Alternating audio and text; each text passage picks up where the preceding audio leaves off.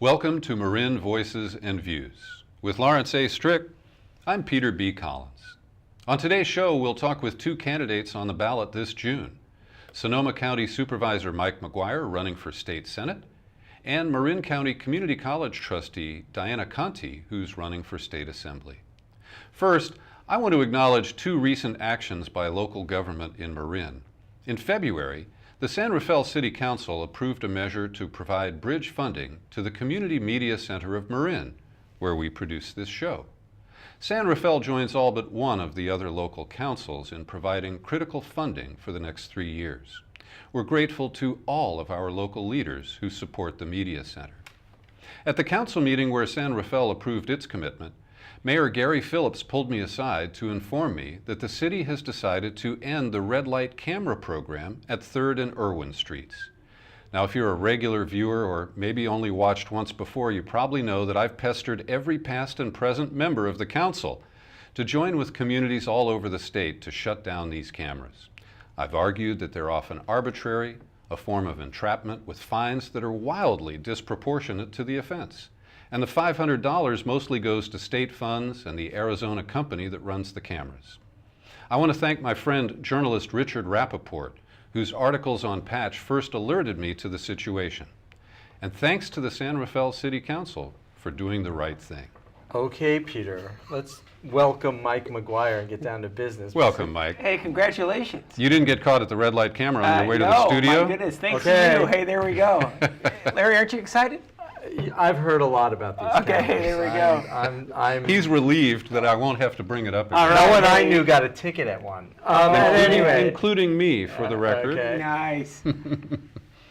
Mike is here. He started politics at a really young age. He's one of the youngest people at age 19 to be elected to a school board. You were the youngest former mayor of Healdsburg, which is a city that's 156 years old. Yeah, approximately, yeah. You're on your first term as Board of Supervisors in First Sonoma? term. First term Board of Supervisors. And when Noreen Evans, your senator, announced that she would not be seeking another term in District 2, you jumped into the race. And that's a race that you're going to, if you win, represent folks from Sausalito all the way to the Oregon border. Absolutely, 7 counties. Which is absolutely amazing to me. You're a native. You went to Santa Rosa Junior College, and you graduated from Sonoma State. And we're thrilled to have you here. Thanks for coming. No, I'm excited to be here. Thank you, both of you. And again, congratulations. Hey, there we go. So what got you involved in politics and government at such an early age? Yeah, a little bit of background. So was raised by both my mom and my grandma. My mom and dad had a bad divorce when I was really young. And my grandma took us in and got my mom and myself back on our feet financially. We were prune growers and grape growers out in the Alexander Valley. And I had to say, it was because of those two incredible women why I have the drive to be able to work, whether it's on the school board, city council, as well as the Board of Supervisors. And they taught me 3 things. You got to work hard, you got to work together, and you got to get the job done. And that's what I've been working on since I was 19.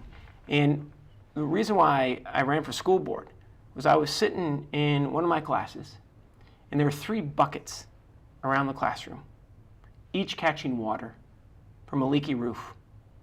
We didn't have heat, and there were bathrooms that were shut down. And I was thinking to myself, this is absolutely ridiculous, that we expect success from our kids and success from our teachers, yet we're okay with them learning and teaching in conditions like I was seeing. And so a year after I graduated, ran for the board, knocked on every door 3 times, called every voter, and was able to achieve success through a lot of hard work and a lot of luck and running on good policy. Was the youngest, as you had said, youngest mayor in the city of Healdsburg's history, and I'm honored to be able to serve Northern Sonoma County on the Board of Supervisors. So, Mike, this district is huge, as we mentioned. Yeah. Do you have a pilot's license? Hey, there we go. No, not yet. My You're working goodness. on it? That's right. Need to. It is, but I got to say, right? I'm excited about it, and I think this is just an incredible opportunity. So tell us, how do you manage to balance the interests of people, say, in Mendocino County, which is very different from the needs and interests of people here in Marin? There are some differences. You're absolutely right. But I also believe that there are a lot of issues that bind us together. And those are, for example, water. Particularly as we're seeing this drought, we are absolutely connected, whether it's Mendocino, Sonoma, and Marin, when it comes to our resources of water. To rural broadband, the differences in need when it comes to high-speed internet in West Marin versus in northern Mendocino or in West Sonoma County, no different. Education. We need to focus on public education. This state has rated $18 billion from our K-12 public education system, and it's absolutely unacceptable. And the need, whether you are in San Rafael in the Canal, or up in Ukiah in Mendocino, or up in Crescent City in Del Norte County, is the same. And we need an individual that is going to be focused and driven, not to take no for an answer. And I think the other area that really binds us together is our coastline. This district represents about 40% of the entire California coastline. And we need a representative in the Senate that is going to be focused on coastal protection and standing up against fracking and banning fracking in this state. And I hope that other Democrats will stand for that as well. And so I think actually there are a lot of similarities between the counties. And then, the other area is jobs. Look, this district has been hit really hard. 7 counties, Marin, most of Sonoma, Lake, Mendocino, Humboldt, Trinity, and Del Norte. Trinity County has the highest unemployment in the state of California. Sonoma County lost 25,000 jobs since the start of 2008. When you get north of Sonoma County, you still have approximately 30% of the population that are unemployed, underemployed, or no longer reporting. And someone that's going to stand strong on bringing jobs to this district and helping create a climate for small business growth, I think is absolutely key.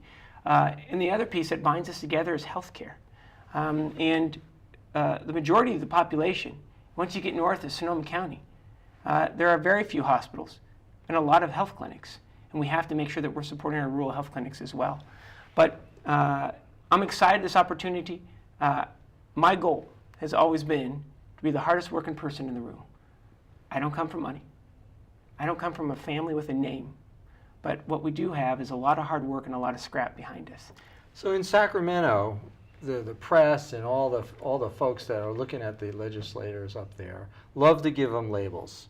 You're a business Democrat. Right. You're a pro-labor Democrat. You're an urban progressive. You're a farm guy. Yeah. How do you describe yourself, or what do you say to these folks that just want to label people? One is, I think that's just too simple to do. I'm a good Democrat. Have always been a Democrat. But I also know that we have to work with everybody in this district. Need doesn't stop if you have a D or an R behind your name. But what our next state senator is going to have to do is deliver results. As you look at the legislators over the last few years, as you've been observing Sacramento, who's one of the models that you would emanate? I don't think it's just one, but I think it's many. And I think that's why they've actually supported our campaign. So for example, Senator Mark Leno is very supportive of our campaign.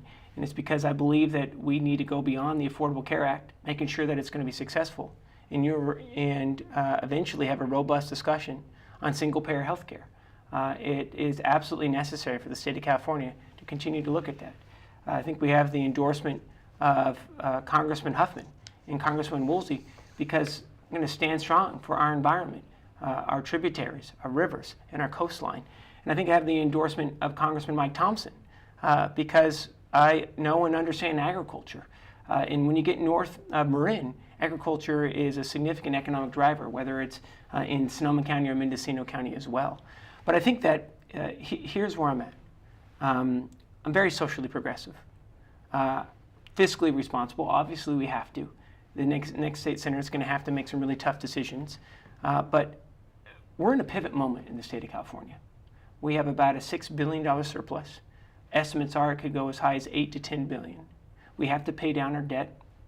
We have to be able to focus on that rainy day fund. But we also have to focus on health and human service programs. We have to focus on rebuilding education. We're 49th out of 50 in the nation when it comes to public education funding, per pupil spending.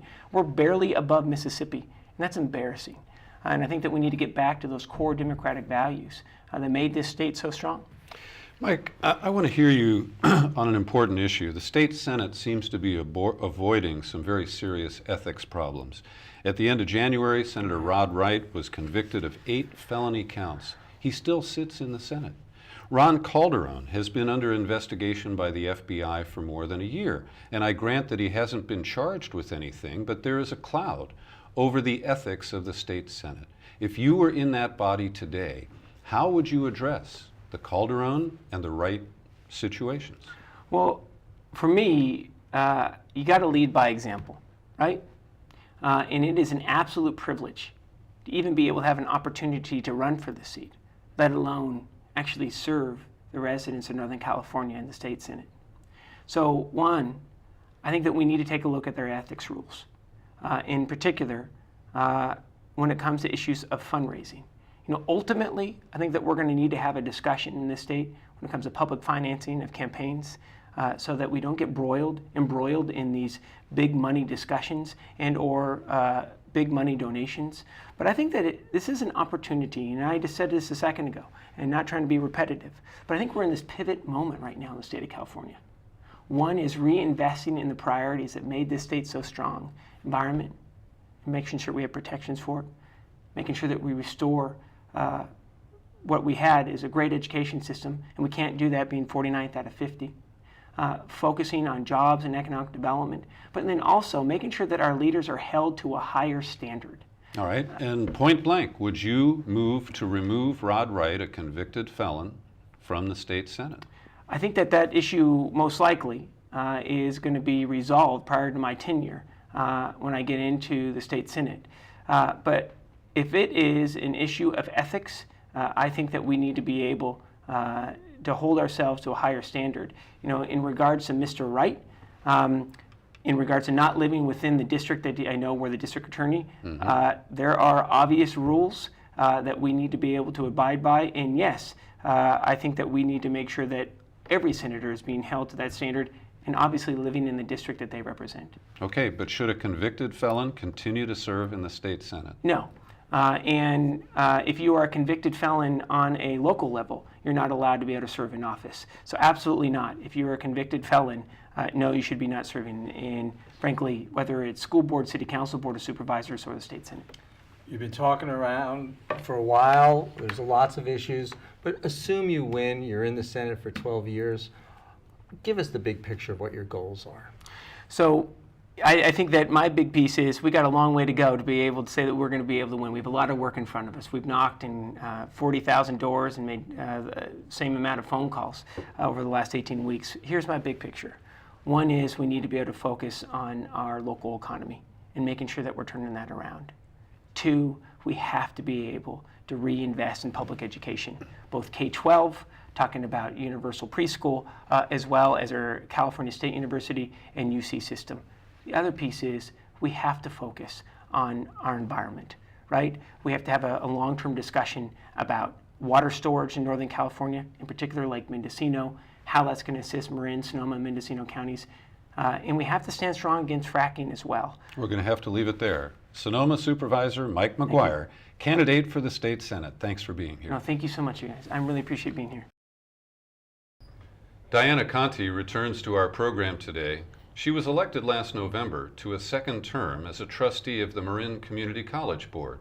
And viewers should know that I was a paid consultant on her first campaign in 2009.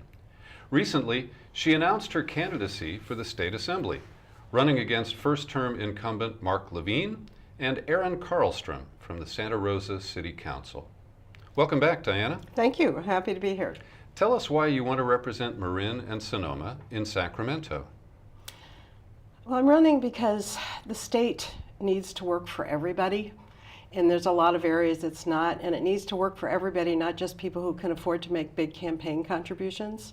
There's a lot that needs to change in the state priorities. There are things that if we don't take action now and do something now, there are going to be long-term consequences, and I don't think there's strong enough voices in the legislature right now to do that. If we don't stay really focused on global warming and global climate change and what we're doing to the environment, we're going to make a mess of it that may be irreparable.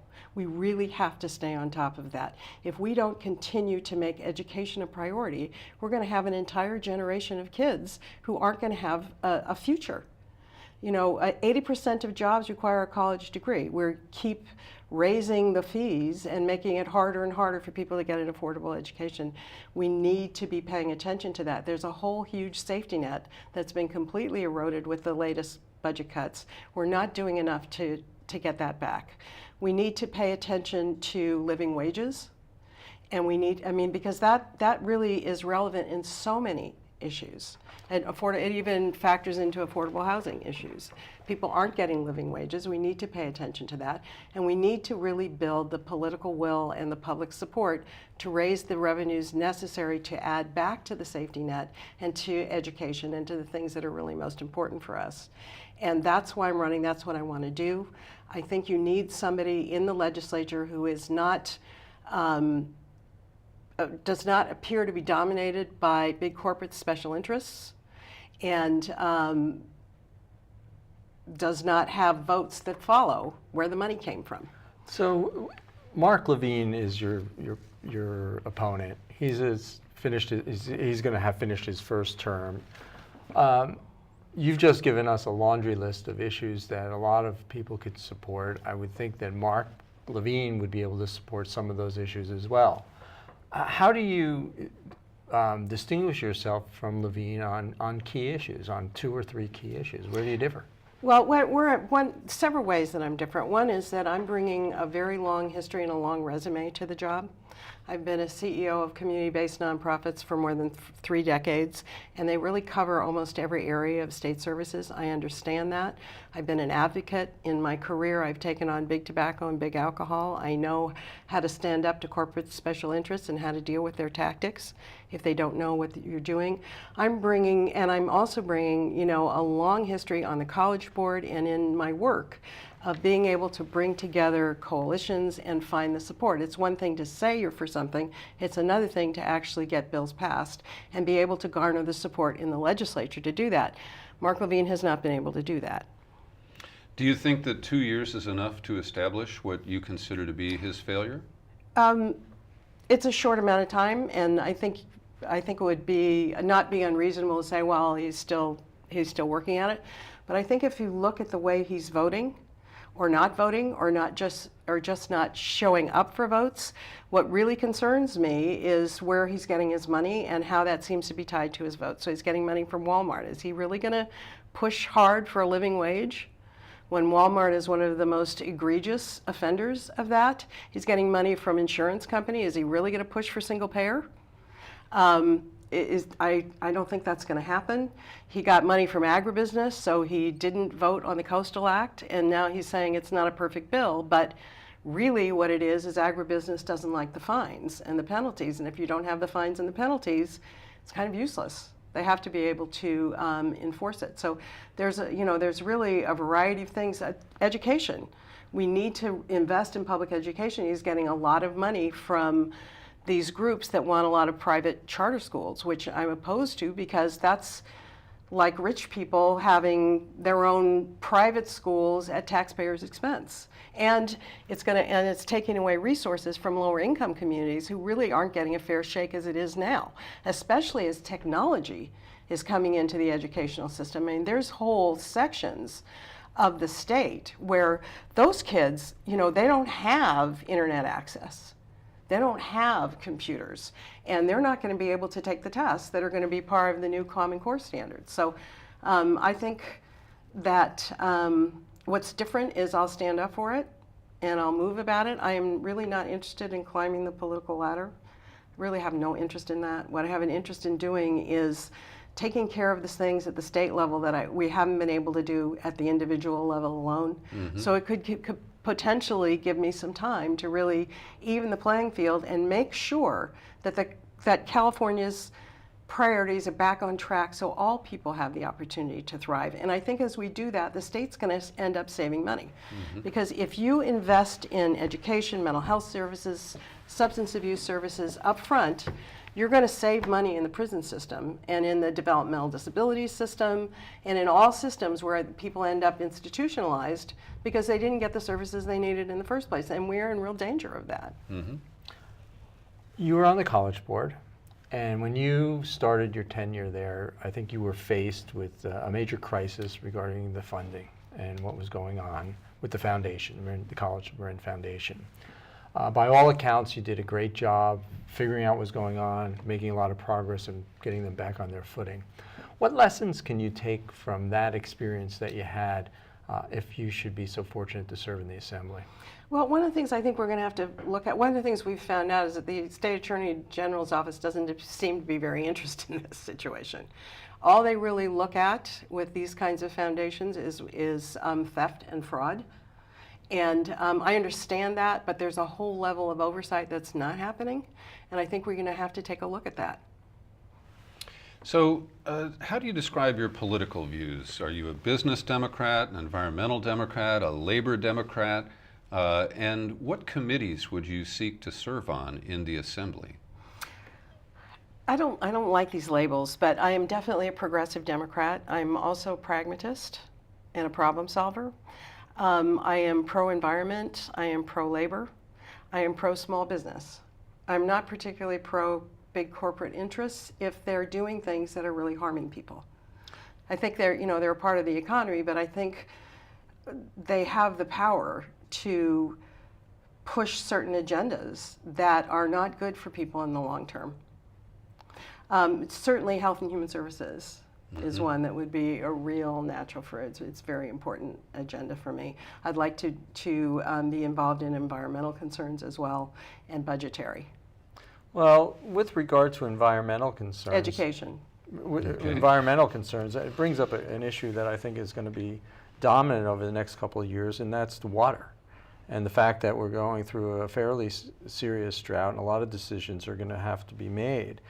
Where do you strike the right balance? What in your mind strikes the right balance between fish and farms and people? It's a hard one. It's a hard one. I think we obviously have to be looking at conservation measures. We have to be looking at better storage. I've heard some ideas floated that I think are probably good about extending the dam at Lake Mendocino to increase storage there. We're now using Stafford Lake in Marin. We're going to have to take a look at ways to figure that out that don't include things like desal. I don't think desal is a good idea. It's costly. It uses a ton of energy, and I think there are some real legitimate concerns about any kinds of toxicity that's going to come out of that process. So I don't think that's our answer. I think we're going to have to look more regionally, and we're going to have to start cooperating with the different areas to figure out how to do this. Diana, another big demand for water in California now is from oil and gas extractors and their use of the controversial process called fracking. And this is very water intensive. Do you support a moratorium on fracking? And if the governor insists on continuing it, would you add additional regulations to try to safeguard the public and the water supply? I'm definitely a supporter of the moratorium, but I think we need to tackle a ban on fracking. I don't think we start there. I don't think we stop there. I think we need to push for the moratorium, and then I think the ultimate answer is a ban. And do you think that's achievable? If you work hard enough at it. I really have a career of taking on issues that nobody wants to pay any attention to.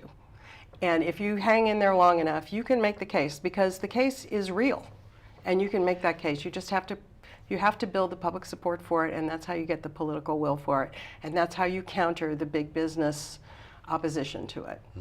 I mean, they've done it in the tobacco field, they've done it in the alcohol field. I remember when I was first starting out where it was totally okay for people to drink and drive. And we didn't think it was possible to stop that, but we did turn that attitude around. It used to be, I mean, for 50 years they've known smoking causes cancer. And look how long it took to get the smoking ordinances and all that kind of stuff. But there's a process that you go through, and you hang in there, and you can make it happen. And that's what I want to do if I get in there. The SMART train, right now they're building it. It was supposed to go from Sonoma to Marin. It's being built. It was supposed to go a lot further. It was supposed to go from Cloverdale all the way to Larkspur Ferry. Doesn't look like they're planning on doing that very much now because of the money. Governor's talking about $68 billion for more rail money for a bullet train from LA to San Francisco, essentially. Is there any way to get some more money from the SMART train, dipping into that program, or what are your thoughts about helping get that complete? Or do you think it's enough just to go from? No, I don't think it's enough. I don't think it's enough. I know it's a big priority in Petaluma. They want 2 stops. Where it's going now, there isn't a good park and ride lot. They want 2 stops. They want it to be, I know Sonoma County is a huge, SMART is a much bigger priority for them than it is in Marin. We need to have good regional transportation, but it's not going to be usable and it's not going to have the results we want if it doesn't go all the places people need it to go. So I think we have to look for where that money comes from. I really don't know offhand yet where the best place for that to go, but it's something I'd have to really look into.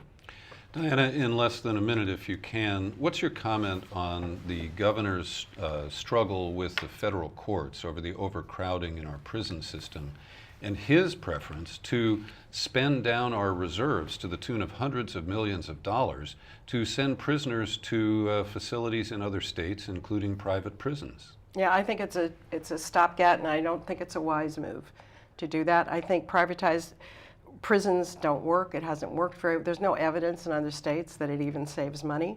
I think adding a profit motive to what you're doing with that just doesn't work for people. I think that what we need to do is we need to make sure we're preserving the services that are preventing recidivism, because those have all been cut back, and that we need to make sure that we're really and truly, I've been in this field long enough to know that if you give people mental health services they need, if you give them substance abuse treatment they need, if you give them adequate educational opportunities, you are really preventing them from getting into the prison system. We have to take a look at the sentencing reform that's needed in the prison system as well. 3 strikes, mandatory sentencing, drug offenses. All that kind of stuff is putting people in prisons, and they really and truly are going to get out worse than they were when they went in there. Diana Conti, candidate for the State Assembly. Thanks for joining us today. Thank you. Thank you.